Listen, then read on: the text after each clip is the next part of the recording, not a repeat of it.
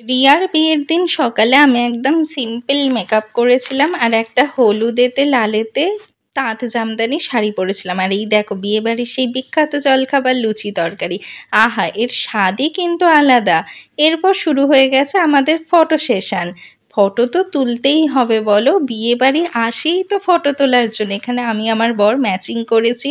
আর এখানে দেখো আমার বরকে আর সুমন দাদাকে দুজনকে ফটোগ্রাফার ধরেছে ফটো তোলার জন্য। এরাও এখানে পোজ দিচ্ছে আর পোজ তো বিভিন্ন রকম পোজ। আর এইসব করতে করতে চলে এসেছে রিয়ার শ্বশুরবাড়ি থেকে গায়ে হলুদ। এবার আমরা সবাই গায়ে হলুদ আসার পর গেলাম ছাদেতে।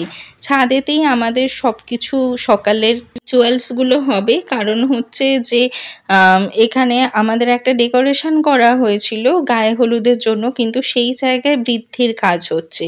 তো সেখানে তো আর এই গায়ে হলুদের রিচুয়ালসগুলো করা যাবে না, এগুলোর জন্য তো একটু স্পেসেরও দরকার হয়।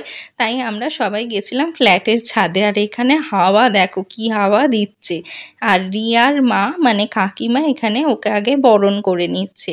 কাকিমার বরণের পর তারপর আমরা যারা এও হয়েছি আমরা সবাই একে একে সমস্ত রিচুয়ালসগুলো শুরু করব। আর এই যে দেখো ওই আগের ভিডিওতে যে শ্রীটা দেখিয়েছিলাম টোপরের মতো, সেই শ্রীটা দিয়েও কাকিমা বরণ করে নিল। আর এইখানে আমাদের পুচকি নিতকনেটাও দাঁড়িয়ে আছে। আর আমরা এখানে সুতোতে হলুদ লাগাচ্ছি। বাঙালি রিচুয়ালস আছে একটা, যে সুতোতে হলুদ লাগিয়ে সেই সুতো মেয়ের হাতে বা ছেলের হাতে, যার বিয়ে তার হাতে বাঁধা হয়। তারপর আমরা সবাই একটু একটু করে হলুদ মেখে চলে গেলাম জল সইতে। এই জল সইতে যাওয়ার ব্যাপারটা কিন্তু আমার বেশ ভালো লাগে। আর আমরা যেখানে থাকি সেখানে যেহেতু পাশেই গঙ্গা, তো জল সইতে তো যেতেই হবে।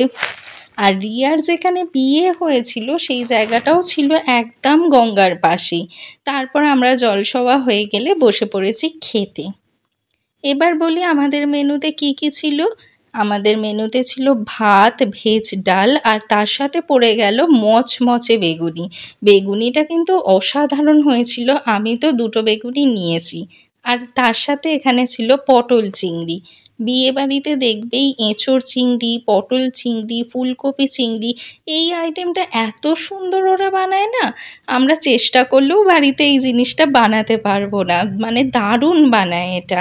আর তার সাথে ছিল মাছের কালিয়া, রুই মাছের কালিয়া। আমি নিয়েছি আমার সবথেকে পছন্দের পেটির পিসটা। আর ছিল আমের চাটনি, কাঁচা আমের। তো ভিডিওটা ভালো লাগলে একটা লাইক করে দিও, আর পরের ভিডিও খুব তাড়াতাড়ি দেওয়ার চেষ্টা করব।